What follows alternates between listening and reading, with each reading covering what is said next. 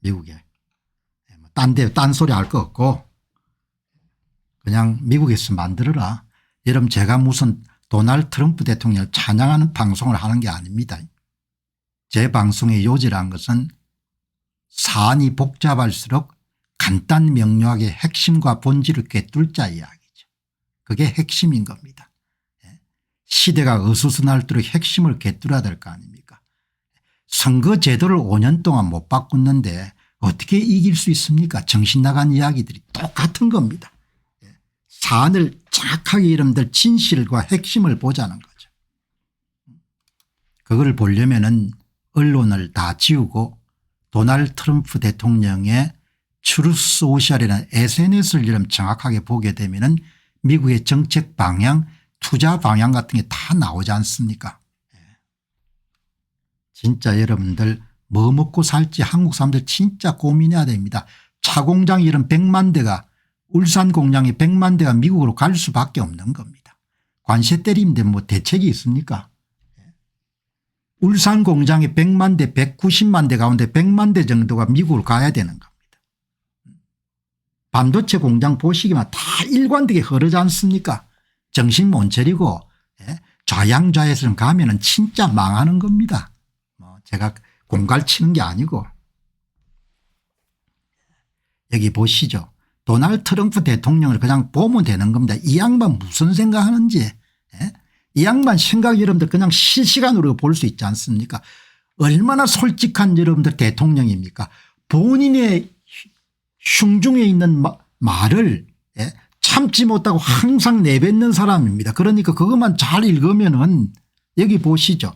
가장 최신 5분 전에 올린 겁니다. 도널드 주니어 트럼프 엔비디아가 미국산 AI 슈퍼컴퓨터를 미국에서 처음으로 생산합니다. 이런 이야기 나오지 않습니까. 도널드 트럼프가 가장 좋아하는 말을 엔비디아의 젠슨 황이 잽싸게 이름 실천에 옮긴 겁니다. 이렇게 이야기했겠죠. 대통령께서 생각하셔야 될 게 제가 H20 모델을 중국에 팔고 있는데 그게 13조 원치 됩니다. 13조 원.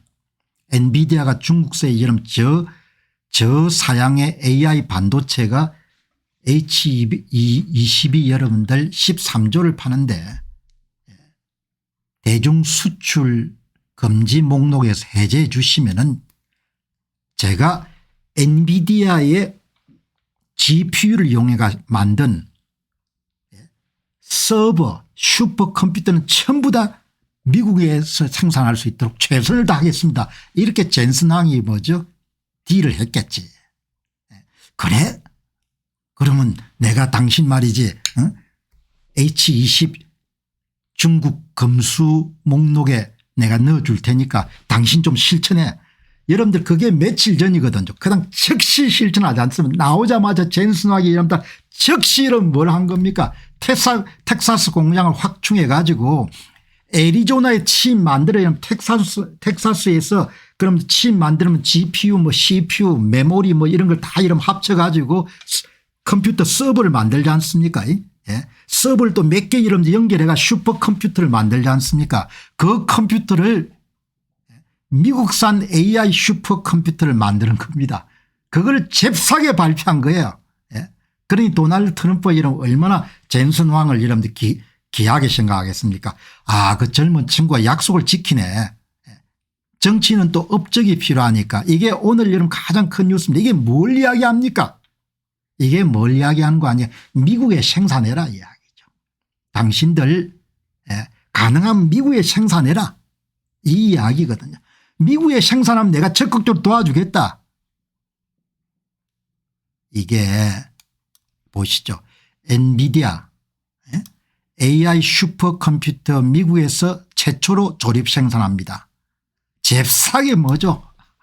도널드 트럼프 대통령이 엔비디아 웹사이트 올라온 정보를 그대로 여러분들 링크를 걸어 가지고 딴 말 안 하지 않습니까. 이게 내가 원하는 거다.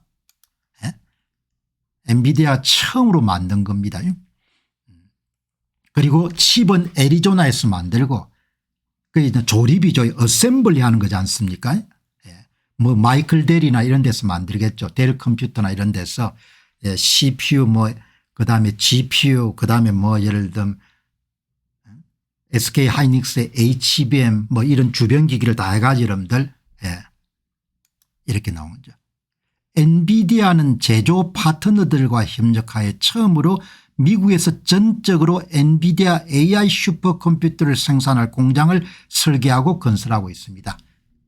그러니까 여러분들 청을 들어준 거지 않습니까? 13조 매출이 날아가는 것보다도 미국에 생산한 게 좋겠다고 여러분 젠슨하게 판단한 거잖아요. 사업하는 사람들 계산할 거니까. 엔비디아의 블랙칩은 애리조나주 피닉스에 있는 TSMC 칩 공장에 생산을 시작했습니다.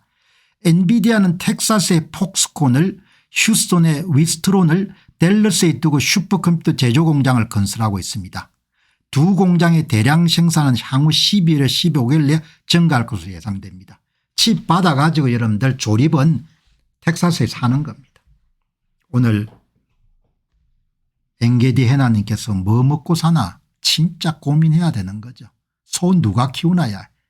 세상이 격변한 겁니다. 어제 최태원 회장이 좋은 시대 같다는 데에서 이런 비판적인 생각을 필요하는 분도 계시지만 저는 그렇게 해석해서 안 된다고 보거든요. 사업가 여러분들 내뱉는 이야기는 의도도 있겠지만 진짜 변한 겁니다. 세상이 엄청나게 바뀐 겁니다. 미국에 칩 생산하고 컴퓨터 생산하고 슈퍼컴퓨터 전부 다 미국에 생산해라는 겁니다. 딴 거 없는 겁니다. 엔비디아가 5조 달러 AI 인프라를 구축하는 겁니다. 수직 계열화라는 거죠. 부품 소재 칩 설계 칩 생산까지 전부 다 일관해서 미국 남부에서 다 이루어지게 만드는 겁니다. 향후 4년 이내에 엔비디아는 TSMC, 폭스콘, 위스트론, 암코, SPIL과의 파트너십을 통해 미국의 최대 5조 달러의 AI 인프라를 생산할 계획을 세웠습니다. 그냥 그 AI 반도체 생태계를 만드는 거죠. 이 생태계를 구축하는 게 굉장히 어렵지 않습니까? 부품, 소재, 완제품까지 다 일괄해서 생산할 수 있는. 향후 몇 년 동안 수십 개의 기가와트 AI 공장이 건설되기 때문에 그 모든 부가가치를 미국이 누리겠다는 겁니다. 미국 AI 공장을 위한 엔비디아 AI 칩과 슈퍼컴퓨터 제조는 향후 수십만 개의 일자리를 창출하고 수조 달러의 경제 안보를 견인할 것으로 예상됩니다. 그래서 도널드 트럼프 이런 대통령을 보고 또라이라고 생각하는 사람들은 진짜 한 번 더 생각해야 되는 거예요. 저는 트럼프 대통령을 옹호하거나 무슨 찬양할 그런 의지는 없는 겁니다. 그러나 제가 중시하는 것은 문제와 사안과 인물의 핵심과 본질을 정확하게 볼 수 있어야 안 망한다는 겁니다. 여기에 이게 여러분들 4월 10일 기사입니다. 젠슨 황 미국 투자 약속하자 트럼프 엔비디아 칩 중국 수출 금지 계획 철회. 딱 여러분들 백악관에 들어갈 때 딜을 할 수 있는 목록을 갖고 갔지 않습니까? 5조 달러 투자하겠습니다. 언제까지? 이렇게 하니까 그럼 트럼프가 덤쓱 받은 거 아닙니까? 5조? 그래? 5조? 예. 5조 투자해? 예. 그냥 받는 겁니다. 왜? 본인의 정치적 업적이니까. 이게 딜메이커로서의 트럼프란 사람의 특성을 가장 잘 드러낸 겁니다. 이번 관세 정책도 마찬가지입니다. 한국이 25% 때리고 뭡니까? 기본가세 10%면 그 사이에 딜을 하는데 여러분들 그중에서 뭐 한국이 양보할 거냐 그렇게 이야기 보는 사람에 따라서 여러분들 사람이 너무 참 그렇다 이렇게 생각할 수 있겠죠. 뭐 그러나 평생 그렇게 산 사람이니까. 젠슨 황 미국 투자 약속하자 트럼프 엔비디아 칩 중국 수출 금지 계획. 미국 정부가 엔비디아의 저사양 AI 여러분들 반도체인 H20 중국 수출 제한 계획을 철회했다. 그 대가로 여러분들 젠슨 황이 뭘 내세운 겁니까? 예? 5조 달러 이런 투자 계획을 가지고 슈퍼컴퓨터 전부 다 미국에서 여러분들 조립해서 생산하겠다는 거지 않습니까? 예. 이거 여러분들 나오고 난 다음에 그냥 단 3일 만에 여러분들 엔비디아가 이 계획을 발표한 겁니다. 그러니까 본인은 이런 피를 묻히지 않는 겁니다. 그냥 거래하는 겁니다. 거래. 예. 내가 뭐 그 당신들 강제하거나 강요할 생각도 없고 당신들 이익을 남기니까 이익의 일정 부분 미국에 투자해 가지고 예. 거래하자 이렇게 나온 겁니다. 예. 여기 보시면은 황 CEO는 이 자리에서 미국 내 AI 데이터 센터에 대한 투자를 약속한 것으로 제재했다. 지금 나오지 않습니까? AI 반도체 이런 생태계를 구성해 가지고 슈퍼컴퓨터를 전부 다 여러분들 미국에서 만들겠다는 거죠.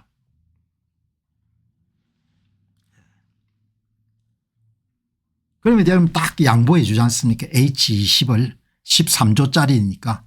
예.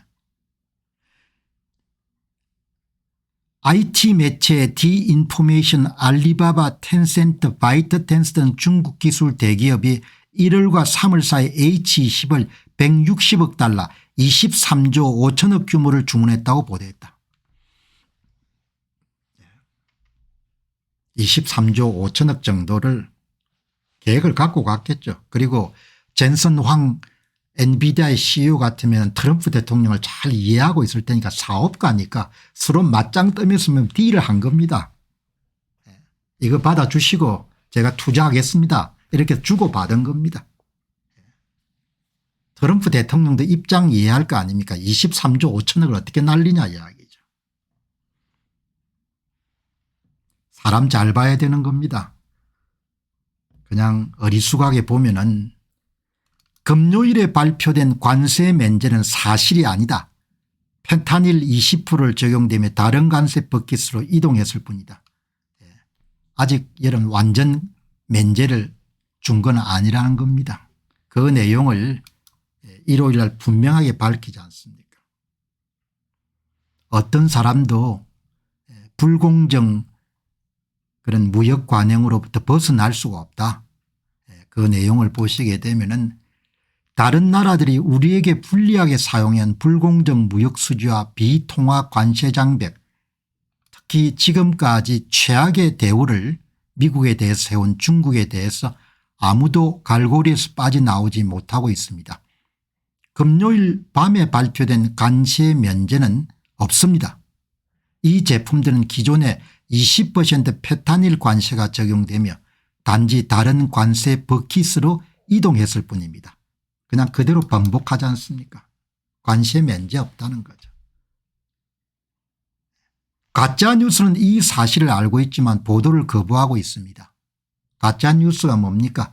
레가시 미디어 주류 언론들이 보도를 거부하고 있다. 다가오는 국가안보 관세 조사에서 반도체와 전체 전자공급망을 제가 살펴보고 있습니다. 이미 드러난 것은 우리가 미국에서 제품을 만들어야 되며 미국 국민을 무시하게 모든 것을 할 다른 국가 특히 중국과 같은 적대적 무역국가의 인질로 잡히지 않을 것이라는 점입니다. 반도체는 미국에 생산해야 된다는 거죠. 중국산 받아 쓸 수 없다는 겁니다. 그게 한국 기업들이 이러면 곤혹스러운 거죠. 그리고 미국에 의존한 것은 인질이 되는 것이다. 이런 입장을 분명히 볼 수가 있지 않습니까? 그러니까 매체에 의존하지 않고 도널드 트럼프 대통령이 직접 쓴 글을 통해 가지고 이 양반이 무슨 뜻을 지금 이런 정책을 주장해 나오지 않습니까? 우리는 중국의 지나치게 의존해서 인질이 될 수 없다 이야기죠. 미국에서 이런 핵심 제품들은 미국에 다 만들어야 된다 이렇게 이야기하지 않습니까? 자국에서 제품을 생산하며 그게 핵심 메시지인 겁니다. 오늘 지금 우리가 보고 있는 것은 도널드 트럼프 대통령의 SNS인 트루스 소셜에 나온 가장 최신 여러분들 메시지인 겁니다. 이걸 통해 가지고 우리는 여러분들 뭘 볼 수 있는 거 아니까 트럼프 대통령의 의중 정책 추진 현황 앞으로의 전망 그리고 그것이 정시라든지 미칠 영향 이런 것을 복합적으로 파악을 할 수가 있는 거죠. 그렇죠? 여기 이제 참 멋진 말이죠. 지능에 대한 최고의 정의는 미래를 예상하는 능력이다. 그지? 동물하고 다른 게 이런 인간은 지능을 갖고 있으니까 현재 문제를 정확하게 진단하고 해법을 찾아내고 미래를 내다보고 미래를 대비하는 대비책을 마련할 수 있어야 되지 않습니까? 그런 뜻으로 이야기 안 갔대요. The best definition of intelligence is the ability to predict the future.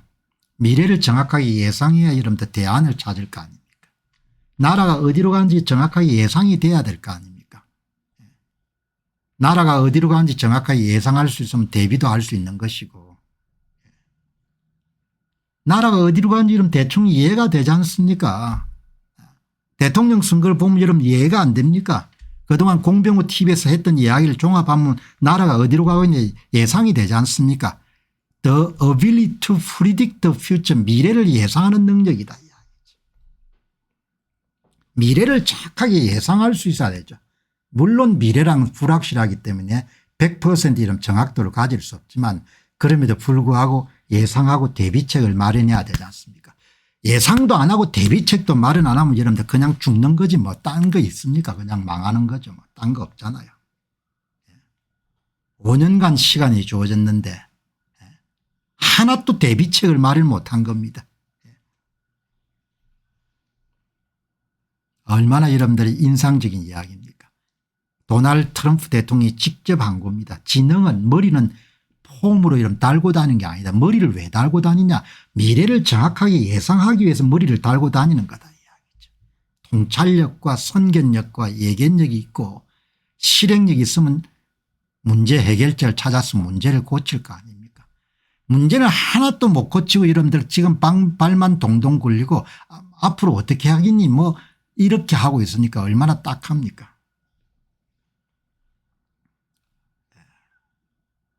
이제 당해봐야 어리석은 사람들은 당해봐야 여기에 트럼프 대통령이 이런 이야기 하지 않습니까?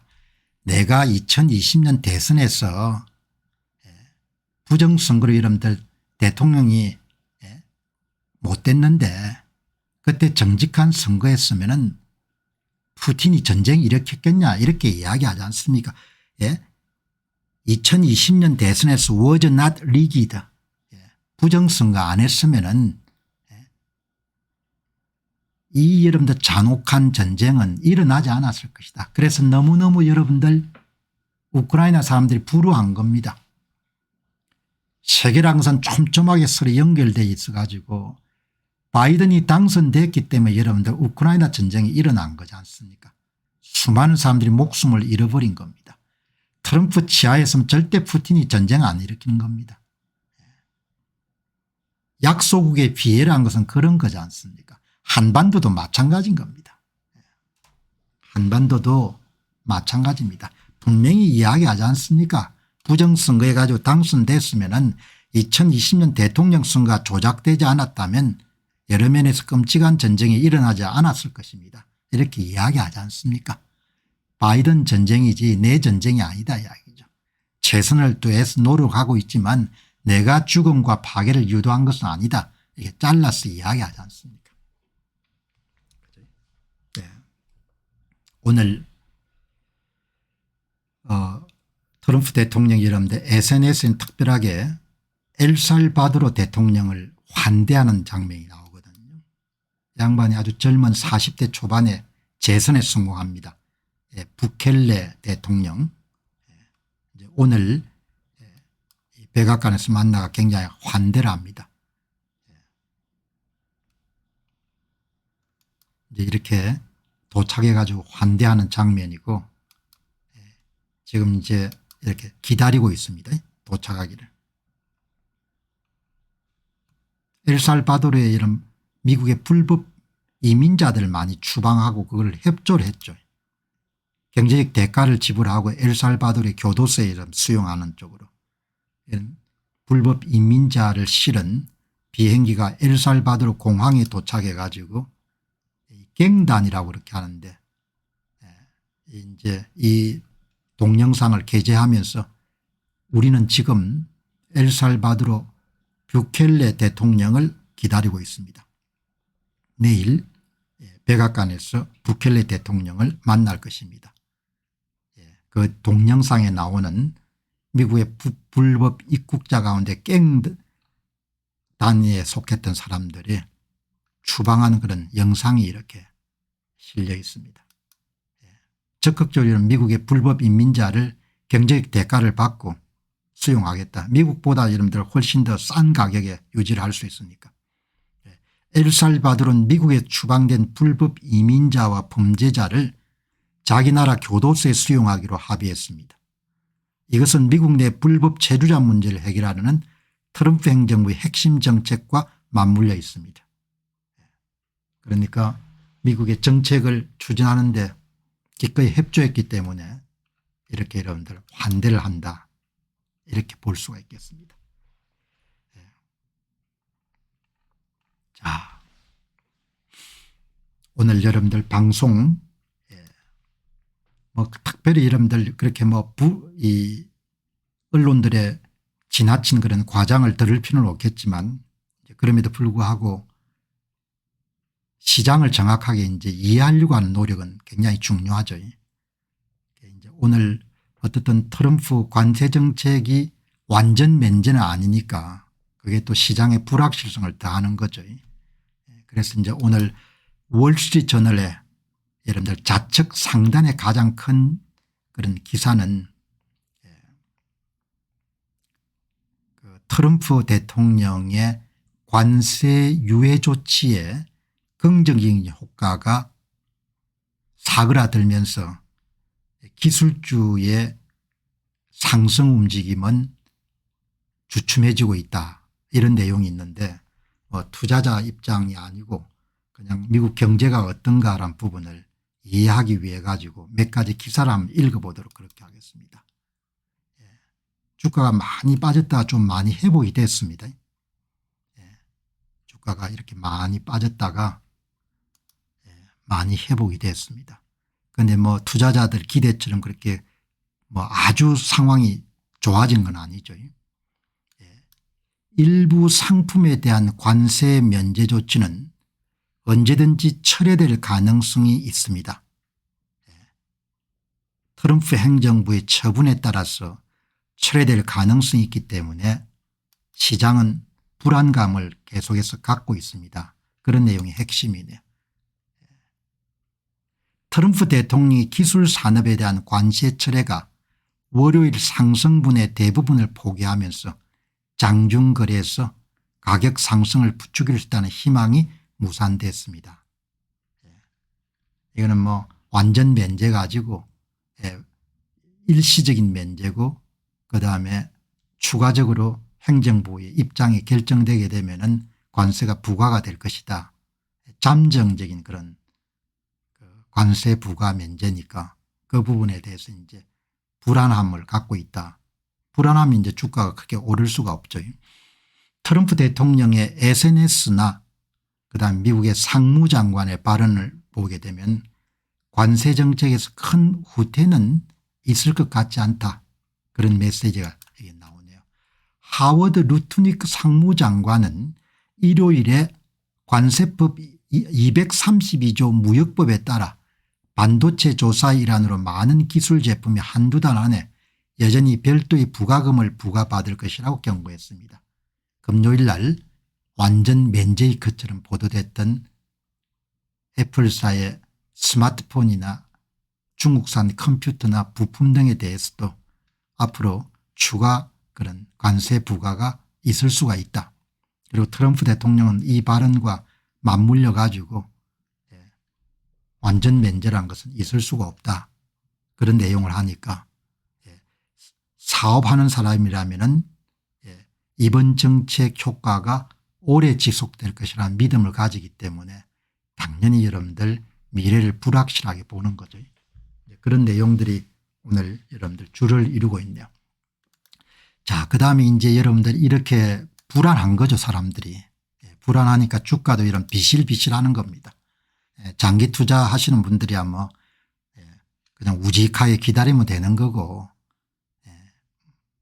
아직도 싸다고 저는 보니까 이렇게 기다리면 되는데, 이제 불안하니까, 불확실하니까 관세가 이런 경기 침체를 불러일으킬 것처럼 보이니까 당장 여러분 어느 시장에서 이런 문제가 발생합니까?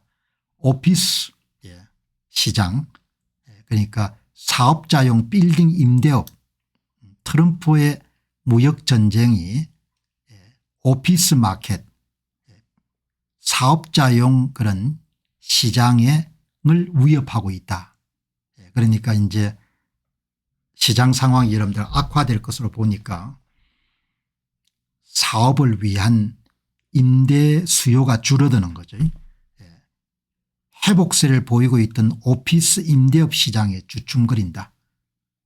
그동안 여러분들 소위 리츠 마켓, 부동산 신탁회사 시장에서 특히 이제 상업용 빌딩 시장이 상당히 많이 침체가 됐지 않습니까?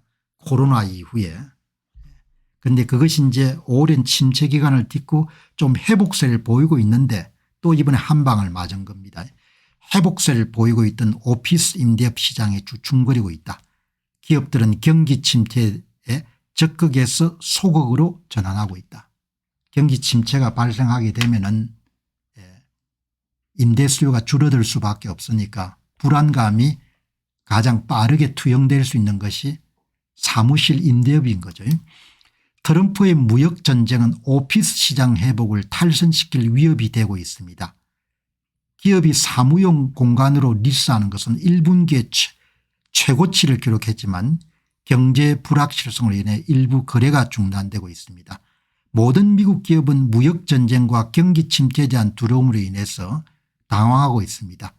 그리고 허약한 오피스 시장 회복을 위해서 특히 어려운 시기입니다.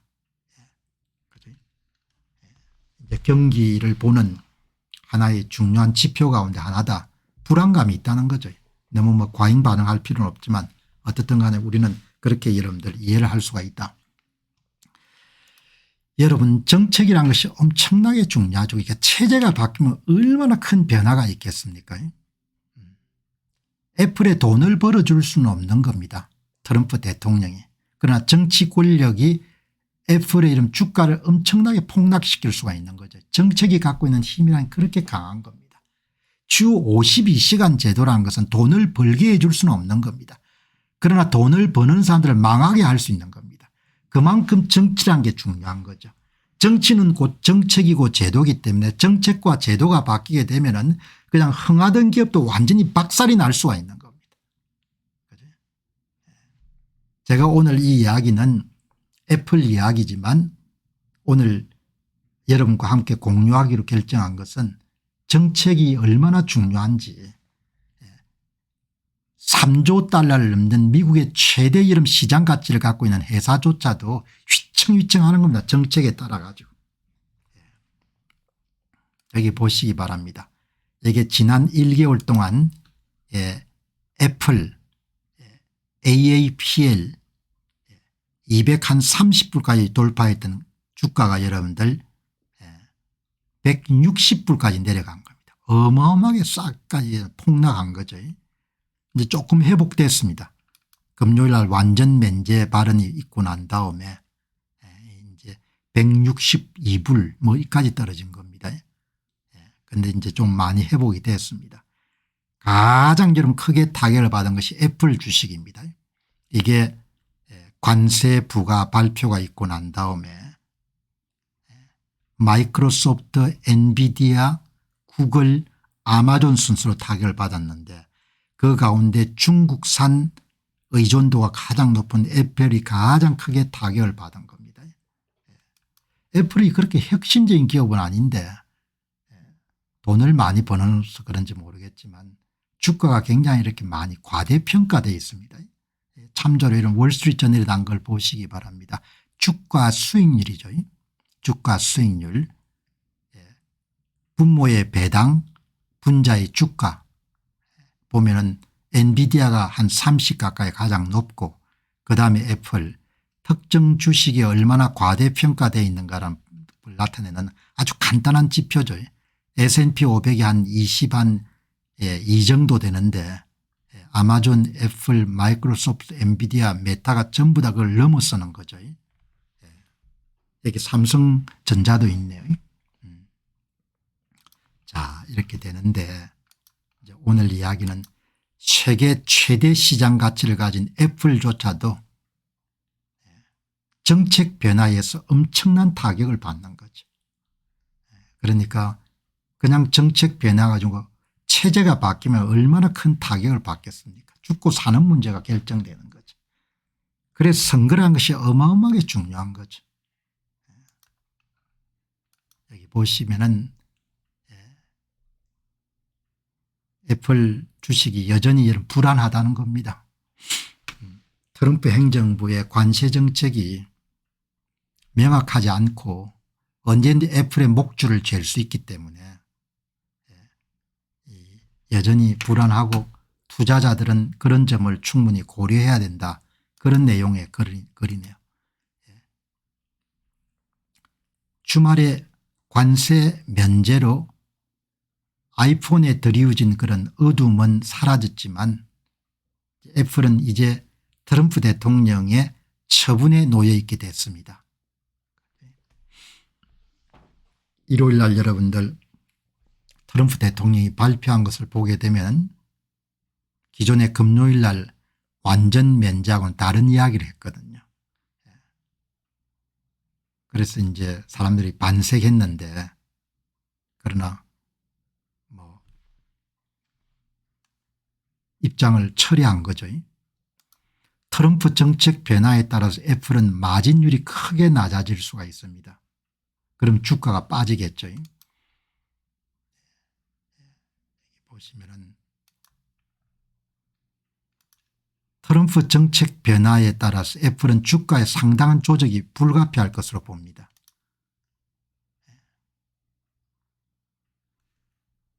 애플은 예상 수익의 약 20배 정도 그렇게 여러분들 굉장히 과대평가되어 있는데 다른 기술주보다도 가장 압도적으로 높은 회사가 온다는 거죠.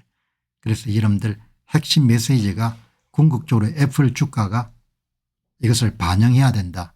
뭐 여러분 기자가 주식이 싸다 비싸다 이런 이야기를 할 수가 없겠죠. 그런데 아무튼 간에 애플 주가는 당분간은 도널드 트럼프 대통령의 처분 달리 표현하게 되면은 트럼프 행정부의 스마트폰에 대한 정책과 연결되어 있는데 중국산 제품이니까 완전 면제하기는 좀 어렵겠네요. 한번 참조하시기 바랍니다. 전반적으로 이제 불확실성이 많은 거죠. 오늘 여러분 하나 참조할 만큼 시장에 참여하고 있는 사람들이 느끼는 불안 징후 5가지 이런 기사가 나왔네요. 앞에서는 이제 미국의 오피스 임대 시장이 굉장히 여러분들 수요가 떨어지는 것도 봤고 그다음에 지금은 이제 경제 지표를 가지고 5가지 징후에 대한 부분을 이야기했는데 시장 참여자들의 불안 심리 불안이니까 위험 자산을 회피하는 것 가능한 현금을 많이 가지고 있으려고 하는 것 이게 지금 이제 전반적인 그런 시장 분위기다. 이런 이 기사 시장에 여러분들 동요하고 있는 그런 징후를 보여주는 5가지 팩터가 어떤 거냐 이 부분에 대해서 월스트리트저널의 기사는 최근 미국 금융시장에서 나타난 불안 신호들을 5가지 주요 지표를 통해 설명하고 있습니다. 이러한 지표들은 투자자들의 불안 심리를 반영하고 불안을 극복하기 위해서 가능한 현금 보유액을 늘리는 그런 움직임을 보이고 있습니다. 그럼 불안 심리를 보여주는 5가지 지표가 뭐냐. 첫째, 미국 국채 수익률 상승. 보통 안전자산으로 여기지는 미국 국채의 수익률이 인플레이션 우려와 경기 침체 가능성에서 상승하고 있습니다. 이것은 투자자들의 불안을 나타내는 신호로 해석됩니다. 여러분들 조금 더 추가적으로 설명하게 되면은 여러 번 다뤘기 때문에 잘 아시는 분들이 대부분이겠지만 통상적으로 경기 침체에 대한 우려가 증가하게 되면은 투자자들은 불안을 느껴가지고 안전자산인 미국 국채 10년물이나 30년물을 선호합니다. 그럼 여러분들 선호한다는 이야기란 것은 안전자산을 더 많이 사는 거죠. 수요가 더 많다는 이야기는 미국 국채 가격이 오르는 것을 뜻하죠. 미국 국채 가격과 미국 국채 수익률은 반대 방향으로 움직이기 때문에 그럼 미국 국채 가격이 올라가게 되면 미국 국채 수익률이 떨어져야 정상인 겁니다. 지금처럼 경기 침체에 대한 우려가 증가되게 되면 당연히 미국의 채권 시장에서 미국 국채의 수익률이 떨어져야 되는 겁니다. 떨어져야 되는데 지금 상황은 미국 국채 수익률이 올라간다는 겁니다. 그것은 다르게 해석하게 되면 투자자들이 불안하기 때문에 세계 최고의 안전자산으로 불리는 미국 국채도 이런 뭘 한다는 겁니까? 더 많이 판다는 거죠. 이런 이상징후 때문에 일단 트럼프 대통령이 90일 유예 조치를 취한 중요한 동기인 거죠.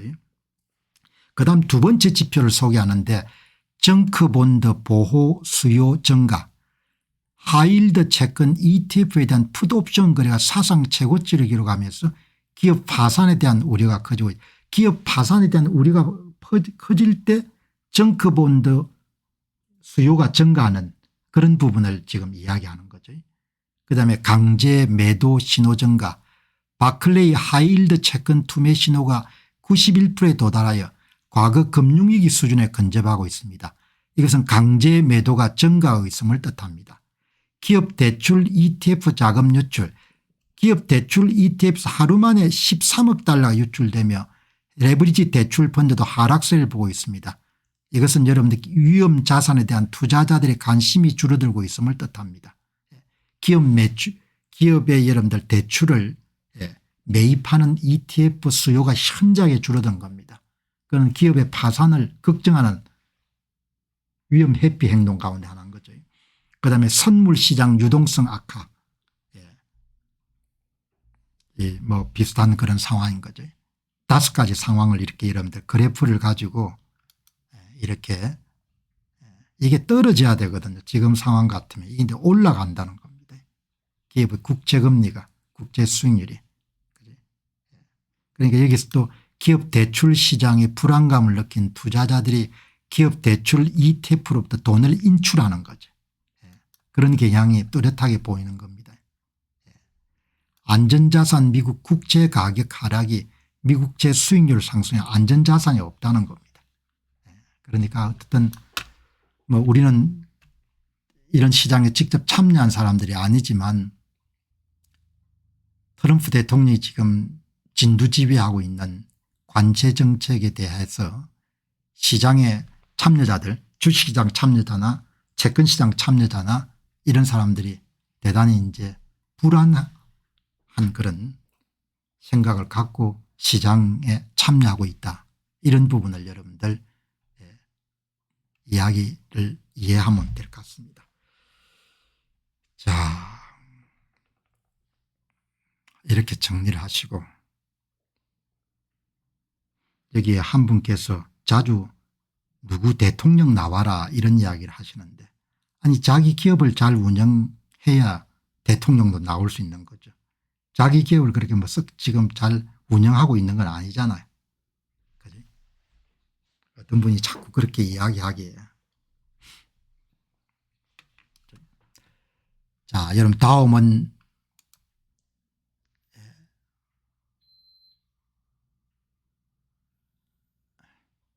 대통령 하면 뭐 합니까? 자기 기업도 뭐 제대로 그냥 썩 잘 운영하는 것 같지도 않은데. 멋진 거 하고 이러면 대통령 하는 건 무슨 소용이 있습니까? 그지?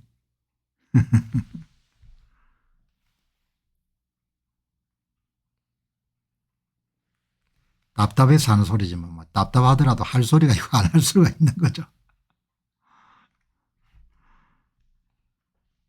지금 뭐 대통령 나와가 될 수 있는 사람이 누가 있겠습니까? 말이라는 것이 기본적으로 나올 나오기 전에 한번 생각해야 되잖아요. 아무 일이나 떠들면 되는 게 아니고.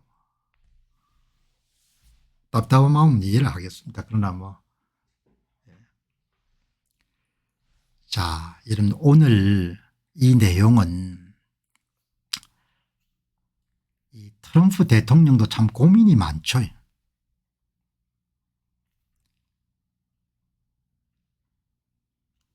오늘 여러분들 흥미로운 기사가 미국은 어떻게 제조업 분야에서 자신의 위치를 잃어버리게 됐는가 그런 기사를 다룬 겁니다.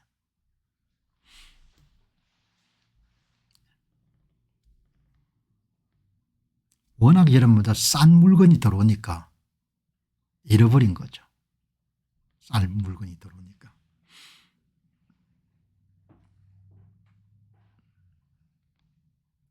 트럼프 대통령은 그가 추진하는 관세 정책이 미국의 제조업의 위상을 높이고 제조업 부흥을 가져올 것이라고 주장하지만 많은 그런 경제학자들은 회의적으로 본다 그런 내용을 다뤘기 때문에 다소 논쟁적인 그런 주장이지만 한번 보죠. 한국도 여러분들 코스트가 올라가면서 원가가 여러분들 올라가면서 많은 제조업체들이 다 한국을 떠났지 않습니까? 그러니까 2000년부터 한 2020년 정도 강연 때문에 이런 전국의 공단이라는 데를 많이 다녔기 때문에 썰물처럼 여러분들 공장들이 떠나는 것을 직접 제가 볼 수가 있는 그런 기회가 많았는데 꼭 같은 내용을 지금 다룬 겁니다.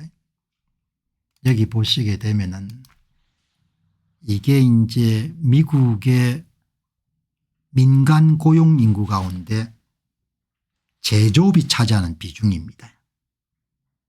이렇게 제조업이 차지하는 비중인 거죠. 35%에서 10%까지 줄어든 겁니다.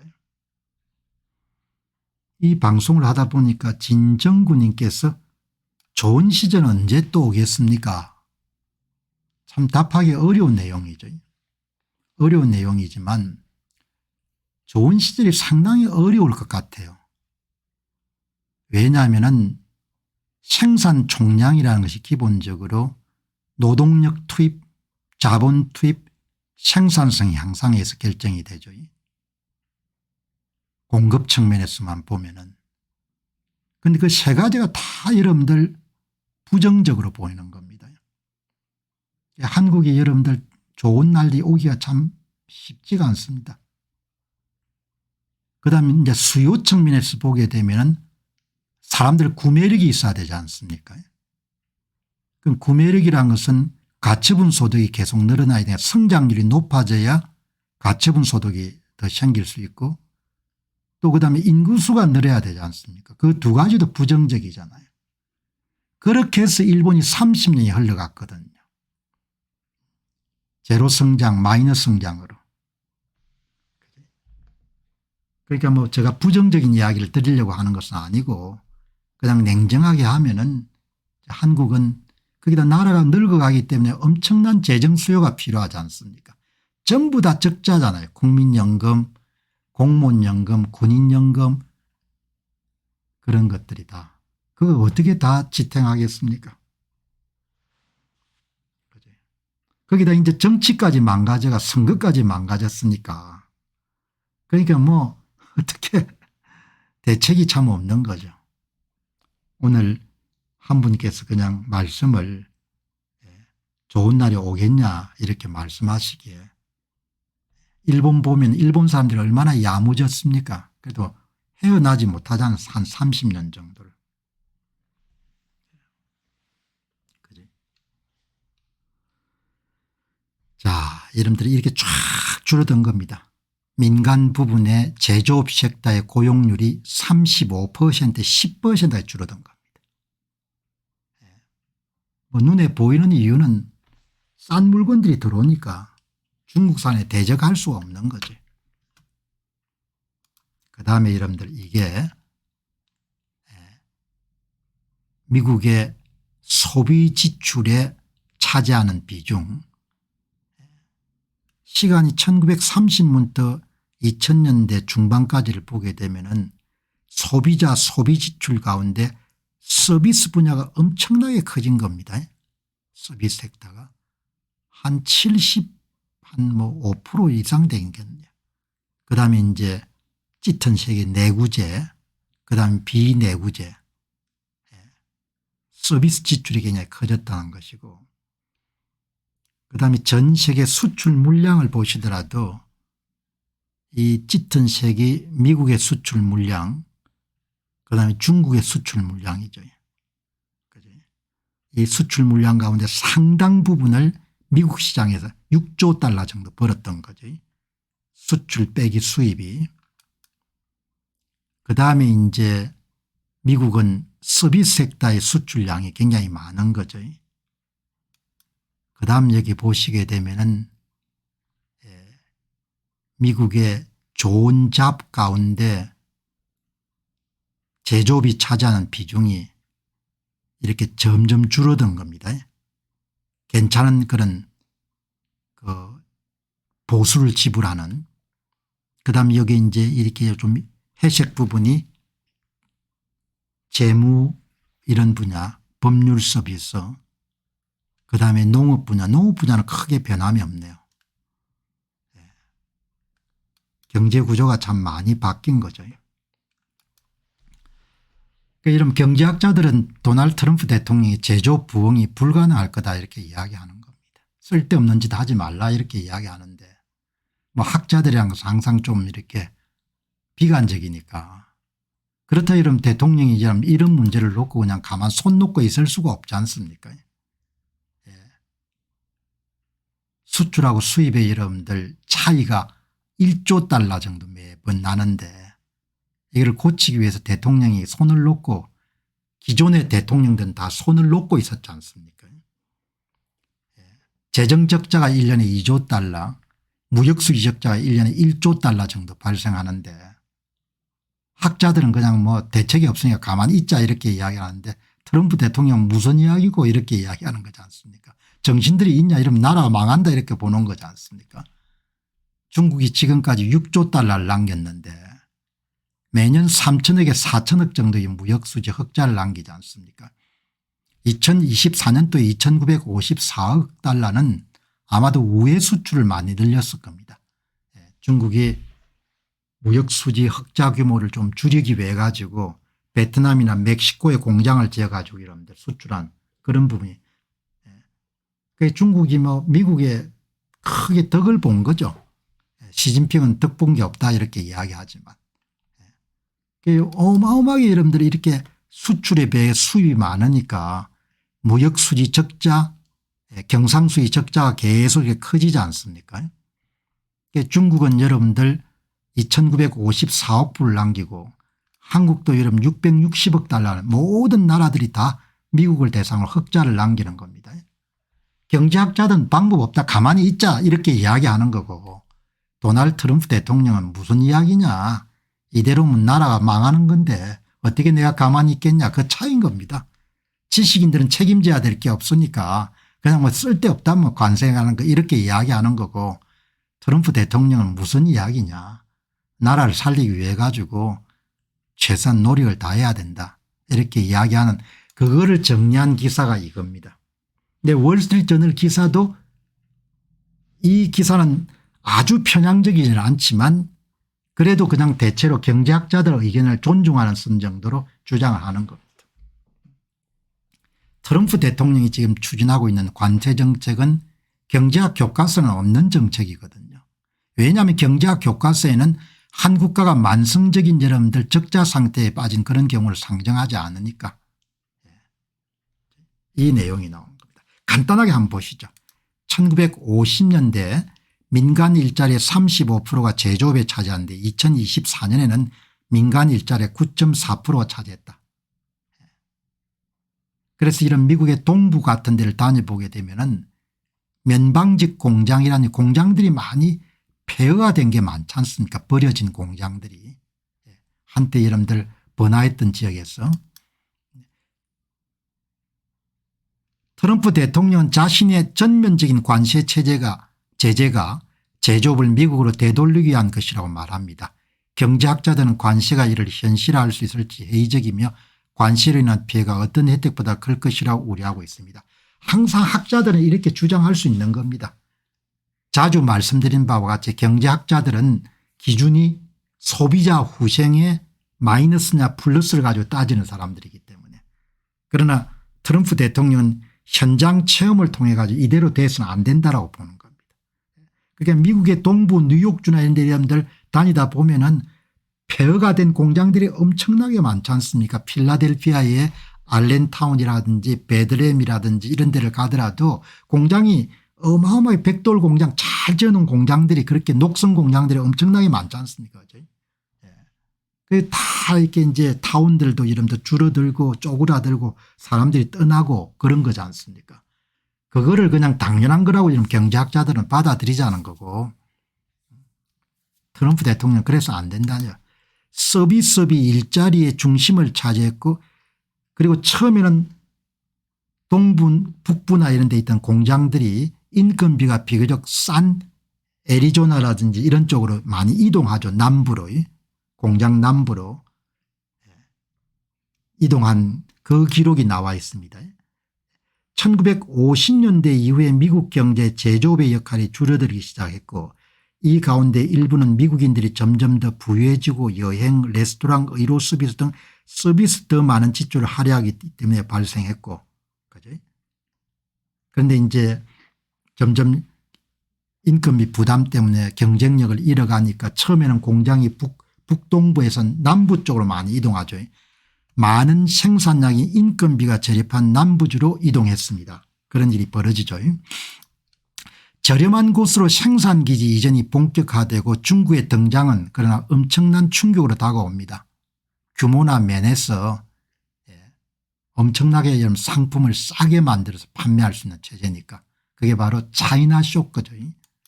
1980년대는 상황이 바뀌게 되고 미국의 비내구재 제조업체들은 인건비가 낮은 국가들과 경쟁하는 데 점점 더 어려움을 겪게 됐고 특히 이제 중국이 2001년도에 WTO 세계무역기구에 이름들 가입하면서 급격하게 이런 대미 수출이 늘어나게 된 거죠. 그렇게 해서 이제 미국의 많은 공장들이 문을 닫았고 뭐 가구라든지 이런 데는 다 여러분들 문을 닫게 된 거죠. 이렇게 여러분들 정리를 하면은 그러니까 제조 원가를 극복할 수 없을 만큼 큰 격차가 났으니까 차이나 쇼크가 이런 현실화된 거죠. 차이나 쇼크가 이렇게 해서 여러분들 현실화돼 가지고 그 내용을 기사를 가구와 소형 가전제품 같은 저기술 품목의 제조업체들이 특히 큰 어려움을 겪었고 그다음에 저렴한 중국 제품의 유입이 남부와 중부 서부의 제조업 커뮤니티에 어떤 영향을 미쳤는지 그리고 근로자들이 어떤 피해를 입었는지를 기록했습니다. 한 학자가 그걸 기록했네요. 이렇게 여러분들 코스트가 이런 생산 원가가 너무 싸니까 새로운 연구에 따르면 헨슨과 엘리코 모레티는 1980년대 제조업이 미국의 일자리의 39%를 차지했고 이는 근로자들이 높은 임금을 받는 일자리 중 하나였는데 2021년대는 그 비율이 20% 떨어졌습니다. 평준화돼 간다고 보시면 되겠죠. 경쟁 일부 종목만 전혀 경쟁을 할 수 없는 상황인 거죠. 다수 경제학자는 관세 효과에 대단히 회의적입니다. 그러니까 일부 경제학자들은 제조업 일자리가 특별하기 때문에 파급 효과가 크기 때문에 정부가 적극적으로 역할을 해야 된다. 대부분 경제학자들은 반대인 거죠. 제조업은 다시 돌아올 수가 없다. 그래서 경제학자나 언론들이 굉장히 트럼프 대통령의 관세 정책을 비난하는 겁니다. 트럼프 대통령은 생각이 좀 간단하죠. 미국 시장만큼 지구에 시장이 큰 게 있냐. 그 시장을 제공하고 제공하지 않을 권한은 미국 정치인들이 갖고 있는 것이고 싼 제품을 가지고 미국에 생산할 수가 있으면 우리가 막을 수 있다 이렇게 보는 겁니다. 그러니까 그런 기본적인 그 주장을 학자들은 받아들이기가 힘든 거죠. 그런데 아주 예외적인 미시간의 업존 연구소 같은데 수잔 하우스만 그런 학자 같은 경우가 제조업을 적극적으로 육성을 해야 된다 이렇게 주장한 거죠. 이분이 수잔 하우즈만 업존 아마 연구소를 세우신 분이 업존이라는 분이 모양이죠. 이분이 이제 세운 연구소의 시니어 여름 에코노미스트는 제조업을 미국 미시간주에 위치한 업존 연구소 선임 에코노미스트는 국가가 제조업 육성을 위해서 나서야 된다. 왜냐하면 제조업 자체가 제조업 일자리는 다른 서비스업이나 저임금 일자리와 달리 더 많은 연간 산업과 일자리를 창출합니다. 예를 들어 자동차 공장이 성립되면 이를 지원하는 공급망과 인프라가 함께 성장됩니다. 여러분 한 4, 50년 한국이 성장해 가지고 소위 이 공급망 체계를 구축하는 것이 어마어마하게 이런 강력한 효과를 갖고 있거든요.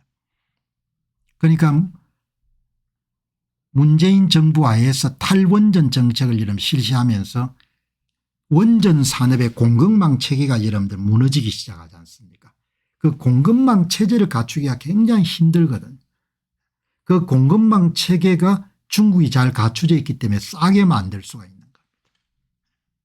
탈원전 정책을 실시하면서 그 공급망 체계가 많이 와해가 됐고 그것을 복구하는 데 굉장히 오랜 세월이 필요하다는 것을 보도들이 많이 있었지 않습니까? 그 공급망 체계가 무너지면 다시 복원하기가 완제품을 만드는 데 필요한 부품 소재 이런 산업들이 다 이름 함께 일종의 영어 표현으로 클러스터라고 이렇게 이야기하는 거죠. 인더스트리 클러스터. 이런 학자들도 있는 겁니다. 근데 아무튼 간에 핵심은 뭔가 하니까 트럼프 대통령은 대단히 위험한 그런 프로젝트를 진행하고 있는 겁니다. 상당히 용기가 있는 그런 노력인 거죠. 대다수 여러분들 경제학자들은 다 반대하는 겁니다.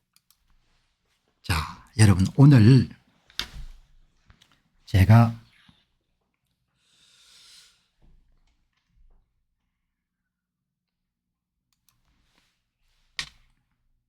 언론들 이런 논조를 보게 되면은 트럼프 대통령이 또라이다 이렇게 생각하지 않습니까? 제정신이 아닌 사람이다. 제 이야기 결론은 뭔가 하니까 뭐 트럼프 대통령에 대해서 무슨 찬사를 하겠다는 것은 아니고 천만의 말씀이다. 트럼프 대통령은 엄청나게 스마트한 사람이다.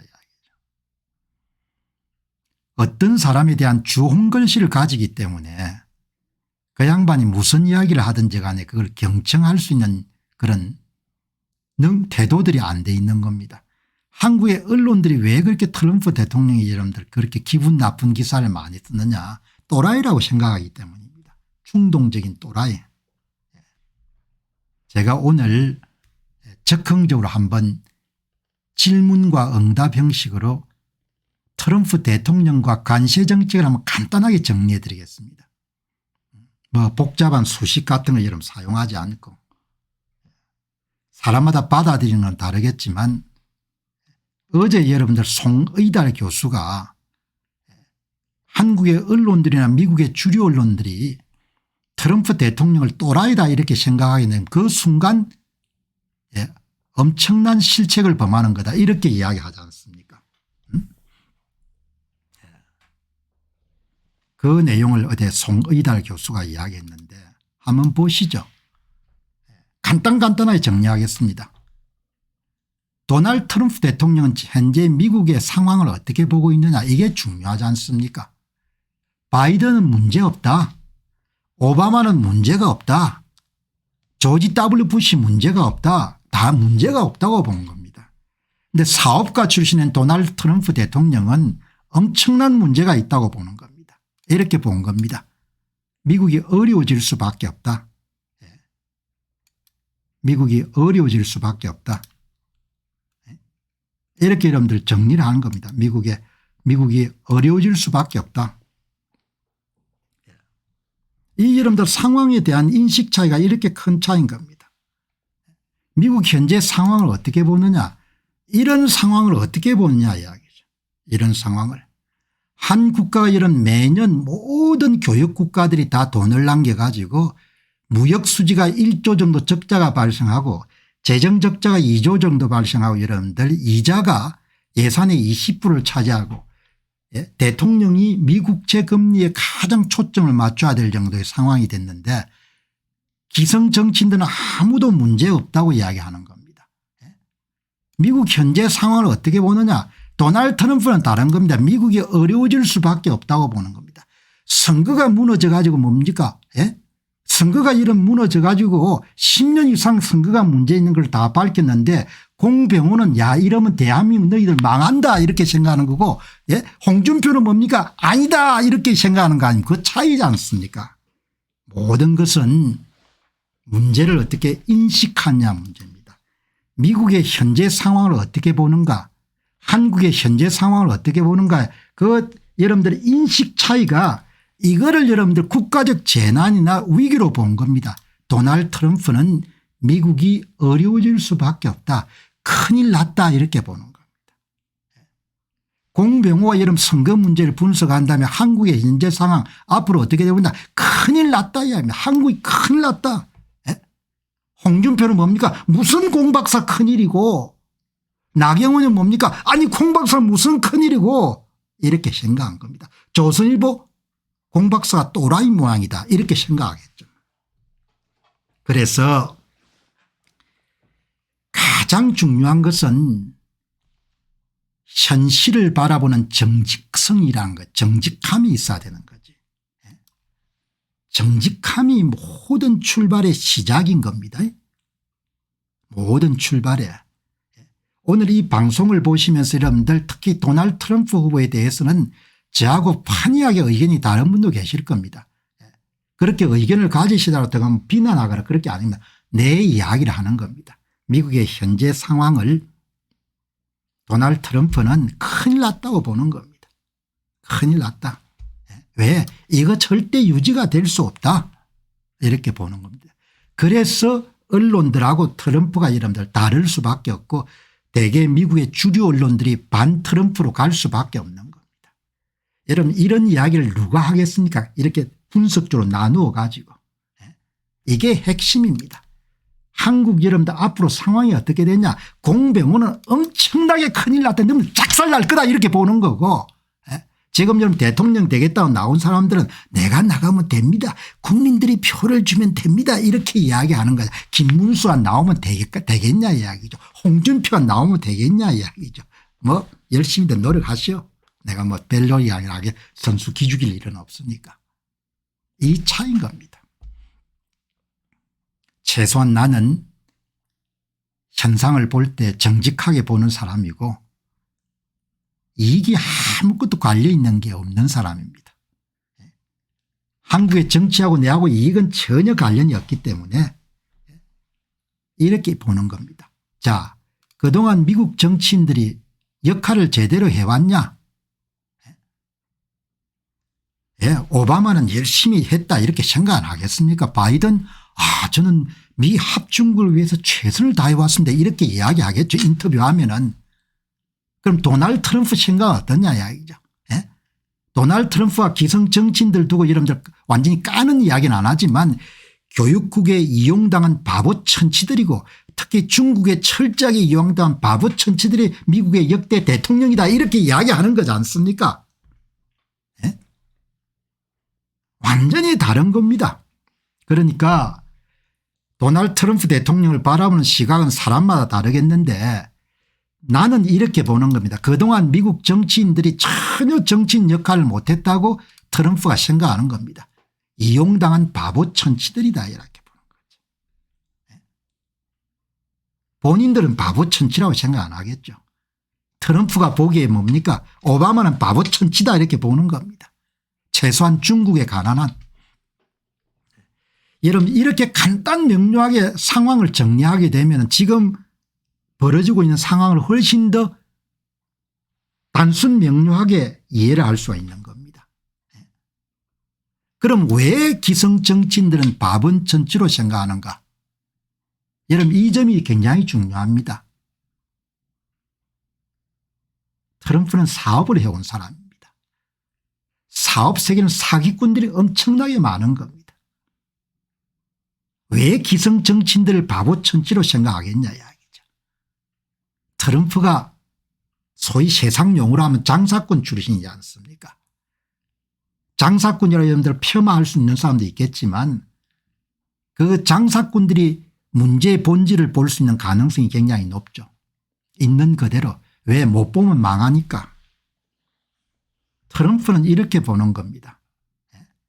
미국이란 거대 시장의 접근성 허용 여부에 대해서 미국이 결정적인 카드를 갖고 있다.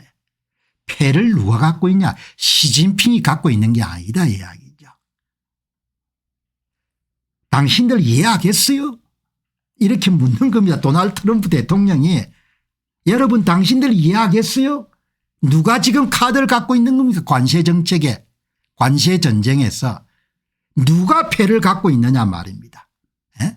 도널드 트럼프는 단호하게 이야기하는 겁니다. 지구상에 미국 같은 소비시장이 없다야. 미국 같은 소비시장의 접근을 봉쇄당하고 사업가는 살아남을 수가 없다. 사업가들은 잘 안다 이야기죠. 시장 접근성이 결정적인 패라는 것을. 이거를 예일 법대에 나온 사람도 알 수가 없는 겁니다. 빌 클린턴도 알 수가 없고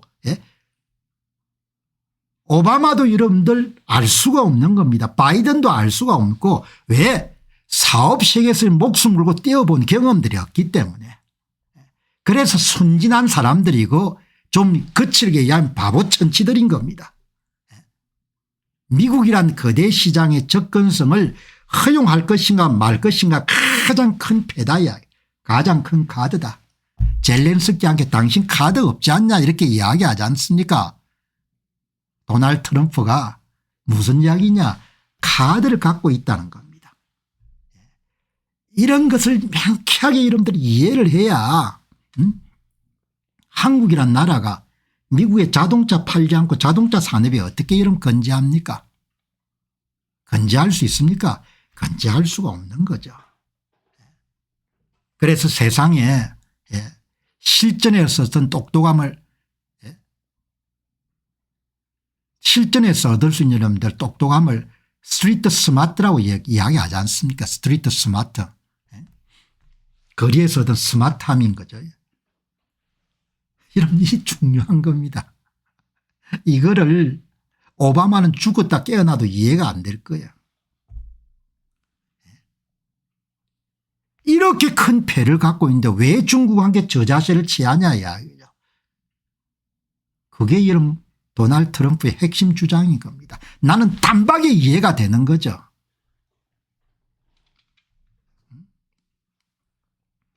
미국이란 거대 시장의 접근성을 허용할 수 있는 여부가 그게 카드인 겁니다. 그게.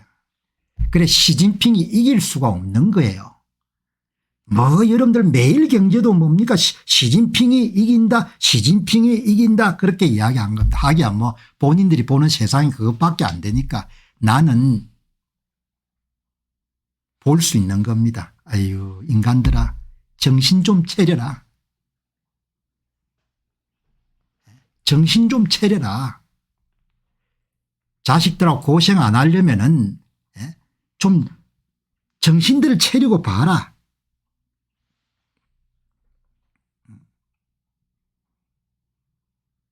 사업가 경험에 바탕을 두면 중국을 비롯한 그 어떤 사업가도 미국 시장 없이는 생존할 수 없다. 왜 그렇게 중요한 카드를 미국의 정치인들은 사용하지 않는가. 그게 도널드 트럼프의 핵심 메시지인 겁니다. 이게 이해가 안 된다 이렇게 할 수가 없는 거고 그냥 제가 이야기를 하는 겁니다. 최소한 도널드 트럼프는 어마어마하게 스마트한 사람이라는 거죠. 또라이가 아니라는 겁니다. 또라이라고 생각하니까 뭐죠. 조선중앙동아의 기사가 전부 다 이런 뒤틀리는 겁니다. 트럼프는 막대한 흑자를 남기는 교역 대상군과 안보 우산을 제공받는 동맹국을 어떻게 생각하는가. 지금처럼 트럼프 생각에 동의하는 사람들이 트럼프 팀인 겁니다. 이 생각에 동의하지 않는 사람들은 트럼프 행정부에 입각할 수 없는 겁니다. 그들은 모두 무임승차하고 있다 이렇게 보는 겁니다. 그들은 미국을 이용하고 있고 미국을 착취하고 있다고 보는 겁니다. 주한 미군 문제도 마찬가지인 겁니다. 그들은 모두 무임승차하고 있고 그들은 미국을 이용하고 있고 미국을 착취하고 있고 미국을 착취해 왔다고 보는 겁니다. 이런 문제의식을 정확하게 여러분들이 이해를 해야 그래야 정직한 해법이 나오는 겁니다. 우리가 이용당하고 있다고 생각하는 사람들이 다 모인 게 트럼프 이기입니다. 트럼프 이기가 뭐냐 하면은 이 생각에 동의하는 사람들이 권리 찾기 운동에 동참하는 사람들이 여러분들 트럼프 이기 멤버들인 겁니다. 그러면 트럼프는 관세에 대해서 어떤 신념을 갖고 있냐. 여러분 아주 가뜩절미하게 이야기하면 미국에서 판매하는 상품은 웬만해서 거대한 미국 시장의 접근에 대한 비용을 지불해야 되고 미국이 제공하는 안보 우산에 대한 값도 제대로 치러야 된다 이겁니다. 기본적으로. 미국 시장 접근에 대해 그러니까 경제학자들이 그냥 두 손 두 발 다 드는 거죠. 이런 건 경제학 교과서는 없으니까. 트럼프 관세에 대한 신념이란 것은 시장 접근에 대한 비용을 치러야 된다는 이야기죠. 안보 우산 아니 주한미군에 대해서 안보 비용 당신들이 더 내라는 거 아닙니까 기본적으로. 섭섭하죠. 그러나 이게 트럼프와 트럼프 팀이 갖고 있는 생각입니다. 그러면 트럼프 관세 정책의 목표는 뭐냐. 미국에서 판매하는 상품은 웬만하면 미국에 생산해라 이야기죠. 그래서 미국 제조업도 육성하고 그리고 시장 접근 비용으로 치른 관세 수입은 기축통화 유지에 필요한 재정적자 이자 비용 1조 달러의 일부분으로 조달하겠다 이렇게 이야기하는 겁니다. 또라이가 아니라는 겁니다. 내 이야기는 명확한 자기 논리가 서 있는 겁니다. 그리고 이거를 미란 보고서 같은 걸 통해 가지고 스테판 미란 같은 사람들이 제공을 했고 얼마나 인재풀이 이런 많은 나라입니까. 똑똑한 사람들이 얼마나 많습니까. 그 이름 27살짜리 여러분들 백악관 대변인 여러분들 브리핑하는 거 보시기 바랍니다. 얼마나 똑똑한 사람이 많은 겁니까. 그런데 중국이 이기라고 말이 안 되는 거죠. 세계사의 흐름에서 보게 되면 중국이 이기면 안 되는 거죠. 그러면 미국의 안보 우산 제공에 대한 동맹국의 선택은 뭐냐. 더 이상 미국이 비용을 지불할 형편이 안 된다는 겁니다. 제대로 안보 우산 비용을 치러야 된다. 그리고 이번에 협상할 때 이 카드를 넣고 관세를 낮추는 대신에 우리가 비용을 더 지불하겠다 이렇게 딜을 하라는 겁니다. 이렇게 여러분들 지금 돌아가는 겁니다. 그러니까 기분은 나쁘죠. 그동안 너무 여러분 싸게 제공받았으니까. 그런데 그거 어떻게 하겠냐. 판을 깨버리는데. 그러면 관세 협상을 어떻게 진행하면 되겠냐. 뭐 방법은 간단하지 않습니까.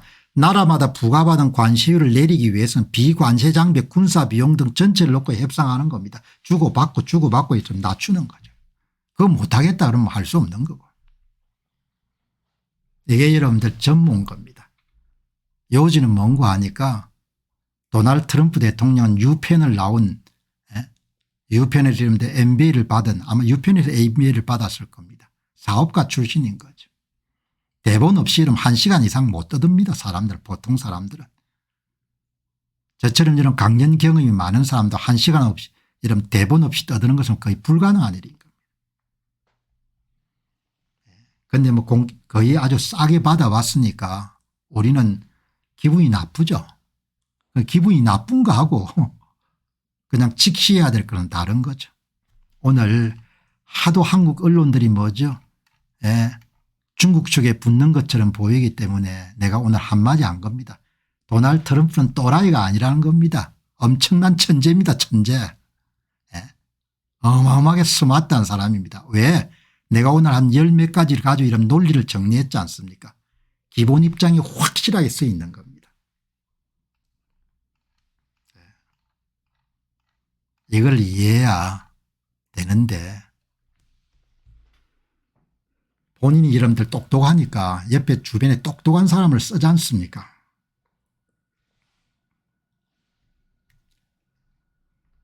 우리가 남이가 하는 식으로 하면 백전백패하는 거죠. 자, 오늘 여러분 마지막 주제입니다. 일론 머스크. 보통 언론보다 훨씬 더 여러분들 더 좋은 것 같아요. 일론 머스크 여러분들 X 그 트위터에 여러분들 타임라인을 따라 가지고 글을 보게 되면 한번 보시죠. 곧 AI는 추론 분야에서 최고의 인간을 능가하게 될 것입니다. 얼마나 여러분들 중요한 이야기인 겁니까? 여러분 일론 머스크가 이런 이야기를 하는 겁니다. 여러분 곧 AI가 문제 해결 능력에서 인간 가운데 최고의 전문가를 능가하게 될 겁니다. 거짓말이다 이렇게 생각할 수 있는 거죠. 그러나 저는 네 말 맞다 이야기인 겁니다. 정신들 차려라. 그런데 지금 와가지고 뭡니까 좌양좌하겠다고 가봐 망할 거야 그 이야기인 겁니다. AI가 we far exceed the best human 최고 인간을 능가할 겁니다. 일론 머스크 왈입니다. 내가 뭐 일론 머스크가 여러분들 억수로 부자고 여러분들 이렇기 때문에 찬양하는 게 아니고 일론 머스크의 통찰력을 사는 겁니다. 그리고 여러분과 여러분들 일론 머스크의 통찰력을 공유하는 겁니다. 추론 능력이 여러분 인간이 갖고 있는 최고의 능력 가운데 하나지 않습니까? 그 추론 능력에서 인간 가운데 최고 인간인 전문가를 능가한다는 겁니다. will far exceed.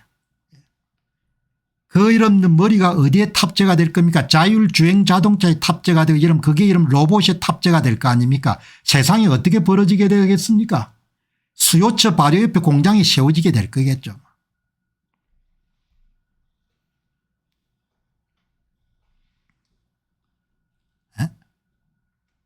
여러분 이 한 문장을 보고 진짜 많은 것을 생각해야 되는 거예요. 세상이 완전히 뒤집어지고 있다는 겁니다. 그런데 지금 나라 이름들 돌아가는 거 보시기 바랍니다. 키가 차지 않습니까? 나라가 돌아가는 거 보면 너무나 키가 차지 않습니까? 지금 나라가 이렇게 바뀐 세상이 일론 머스크 왈 곧 AI가 추론 분야에서 최고의 전문가를 능가하게 될 것이다. 그럼 그 머리가 이런 로봇에 탑재가 자율주행자 등이 탑재가 되면 어떻게 되겠습니까? 도대체 뭐 해먹고 살아갈 거냐 이야기예요. 그래서 중국의 질주가 엄청나게 겁난 거죠. 드론부터 시작해서 이런 전기차부터 전부가 뭡니까? 거기다 뭐가 탑재가 될 겁니까? 그냥 두뇌가 탑재가 될 거 아닙니까? 두뇌가. 이 이야기를 마리오 노펠이라는 사람이 인용을 했는데 이렇게 글을 쓴 겁니다. 이 이제 XAI를 만들어 가지고 지금 2등까지 올라갔는데 물론 격차는 많죠. 챗봇 시장에서 한 60%를 오픈 AI사가 지고 있으니까 근데 2등까지 후발주자 2등까지 여러분들 XAI사의 글록 3 모델 근데 아마 이걸 이제 그 성능은 더 좋게 하고 투입되는 컴퓨팅 용량은 줄인 이 글록 3 미니가 출시가 되는 모양인데 이게 아마 추론 테스트에 100% 성공한 모양입니다.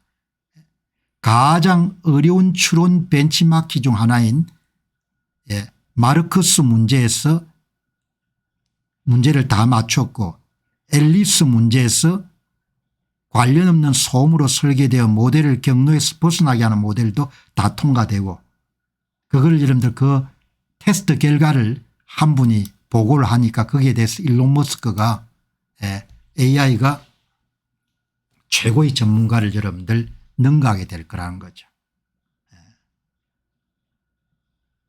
사업 분야의 천재가 하는 이야기인 겁니다.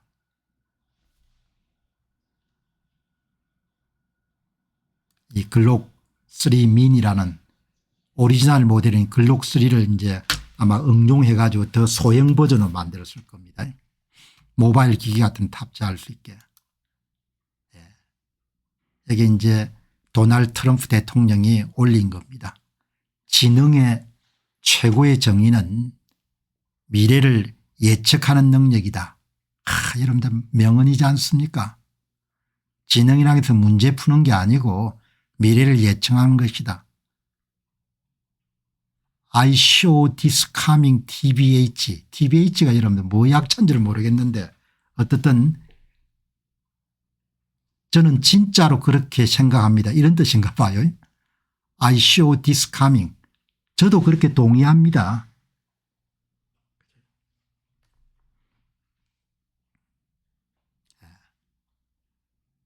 통찰력을 키우기 위해서 노력해야 되지 않습니까? 이 방송을 통해서 여러분과 공유하고 싶은 것은 잡다한 여러분 현장 이야기를 다 좀 내려놓고 통찰력을 키우는 거지 않습니까?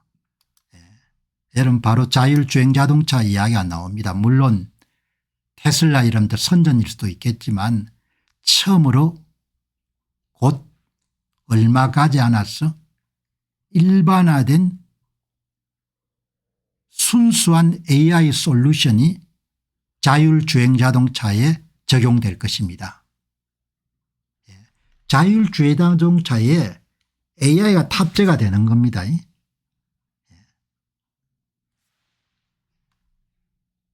카메라와 테슬라의 AI 칩 그리고 테슬라 AI의 소프트웨어가 조합되어서 능력을 발휘할 것입니다.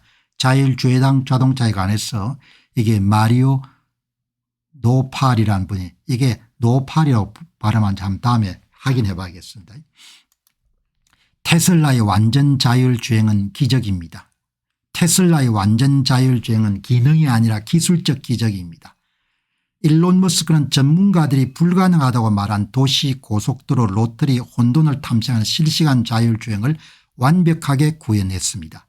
운전자에게 도움이 되지 않습니다. 운전자를 그냥 대체해버립니다. 다른 어떤 회사도 테슬라에 맞설 수가 없습니다. 다른 회사들은 데모 동영상을 따라잡고 있지만 테슬라의 자동차는 이미 안전하고 매끄럽고 대부분의 사람보다 더 나은 방식으로 스스로 운전하고 있습니다. 이것은 자동차 발명 이후 교통수단의 가장 큰 도약입니다. 일론 머스크는 단순히 기준을 높인 것이 아닙니다. 그는 미래를 다시 썼습니다.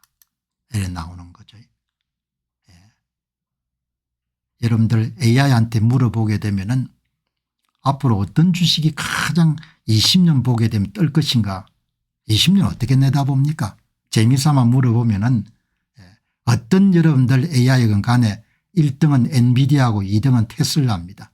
그런데 주문합니다. 테슬라 주식을 살 때 너무나 변동성이 심하기 때문에 본인이 갖고 있는 포트폴리오 가운데 5%나 8%를 넘었으면 안 됩니다. 그런 조언이 많은 겁니다. 자율주행 자동차입니다.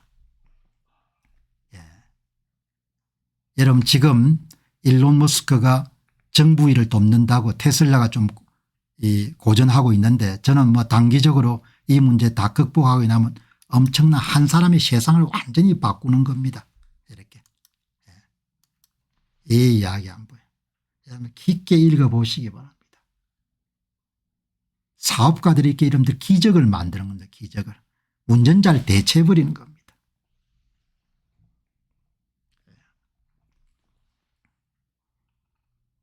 생각도 반듯합니다. 생각도. 여러분 이 일론 머스크 한 이야기 들어보시게 되면 꼭 한국인들에게 하는 이야기입니다. 한국인들에게. 야만인들에게 하는 이야기인 겁니다. 야 이 야만인들아 국민이 선택한 대통령 목을 자르면 어떻게 되냐 이야기죠.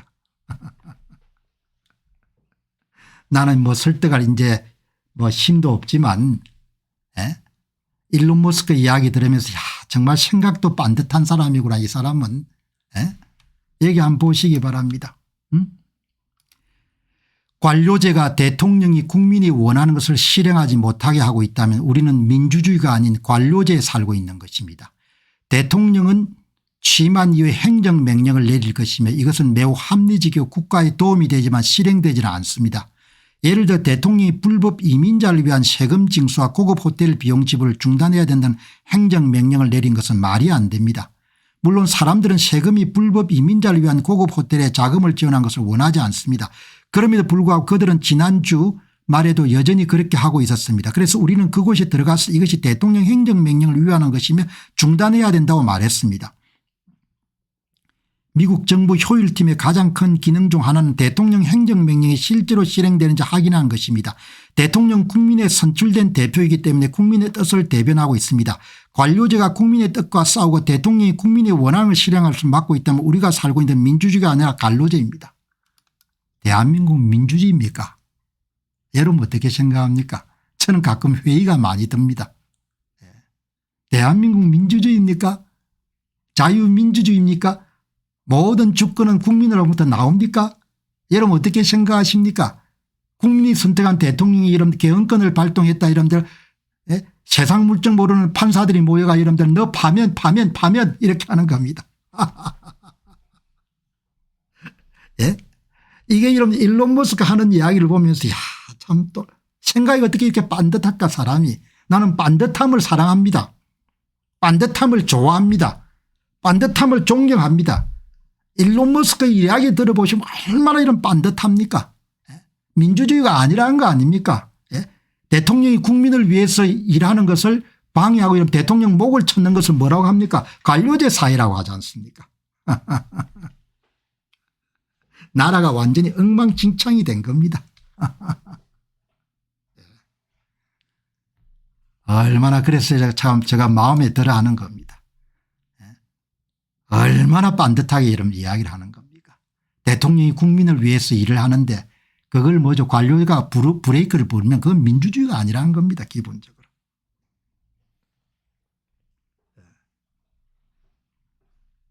이렇게 좀 돌아가는 겁니다.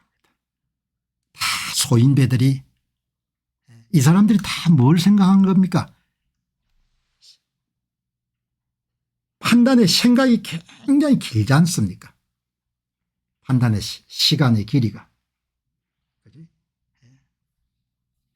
시간의 길이가 굉장히 길지 않습니까? 도널드 트럼프의 계획을 어떻게 해석할 수 있냐. 후손들을 생각하는 마음에서부터 나오지 않습니까? 일론 머스크가 자율주행 자동차의 꿈이 어디서 나옵니까? 새로운 지평을 여는 겁니다.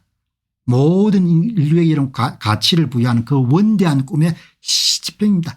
다 여러분들 뭡니까? 그냥 생각이 좁아가지고 짧아가지고 그냥 내 당대 한 번 더 해먹는 것만 이런 관심들이 있으니까 나라가 어떻게 앞으로 온전하겠습니까? 시야가 좁고 시계가 굉장히 짧은 겁니다. 시야가 좁고 원래 이런들 한반도 반도 사람들의 특징이라는 것이 시야가 좁고 시계가 짧습니다. 우리 역사에서 호암 이병철이나 아산 정주영 같은 사람이 활동했던 그때 사람들은 여러분들 시야가 좀 넓고 시계가 멀었던 겁니다. 그래서 큰 것을 만들어낸 겁니다. 사람은 이익에 따라서 움직이지만 대의명분에 따라서 움직일 수도 있지 않습니까? 본인이 훌륭한 일을 한다. 귀한 일을 한다. 소인배들이 우글우글한 나라가 된 겁니다. 소인배들이. 그러니까 그게 여러분들 지도자한테만 적용되겠습니까? 직장도 마찬가지라고 봅니다. 지금 한국의 직장들도 그냥 대충 때우는 사람이 수없이 많을 겁니다. 나라의 기강 자체가 위에서부터 무너지게 되거든요. 그러니까 작은 일도 충성하는 사람이 그래서 이러면 삼성전자가 TSMC에 계속 밀리는 겁니다. 작은 일에 충성할 수 있어야 되는데 작은 일에 충성하려면 나라의 기강이 옳은 일, 정의로운 일, 귀한 일을 추구하는 것을 가치 있게 생각해야 돼. 전부가 도둑질을 하니까 나라 돈을 어떻게 빼먹을 거냐, 나라 돈을 어떻게 훔칠 것이냐, 권력을 어떻게 도둑질할 것이냐 그렇게 생각하니까 어렵게 만든 나라인데 그렇게 가서 안 되는데 얼마나 이런 귀한 이야기입니까? 일론 머스크 이야기가. 제가 일론 머스크를 생각할 때 사업도 잘하지만 이 생각이 반듯한 겁니다. 좀 원대함이 있는 것 같아요. 원대함이. 그래서 이런 이야기입니다. 얼마나 생각이 정리가 잘 돼 있습니까? 대통령은 이러한 행정명령을 내리는 것이며 그것을 관료가 브레이크를 해서 대통령 국민이 선택한 사람이고 국민의 이익을 위해서 일하는 건데 관료들이 브레이크를 걸으면 그건 민주주의가 아니라는 거 아닙니까. 민주주의가 아니고 그거는 관료제라는 거 아닙니까. 언론들이 일론 머스크하고 여러분들 도널드 트럼프가 불화가 일어날 거다. 그렇지만 이거 보시기 바랍니다. 두 사람이 연배가 차이가 나지만 엄청나게 공유하는 게 있는 겁니다. 왜? 천재는 천재를 알아보니까 대통령이 여러분들 이렇게 생각하시구나. 지능의 여러분들 최고의 정의라는 것은 미래를 예측하는 능력이다. 진짜로 제가 동의합니다. 저도 그렇게 봅니다. 그렇게 하지 않습니까?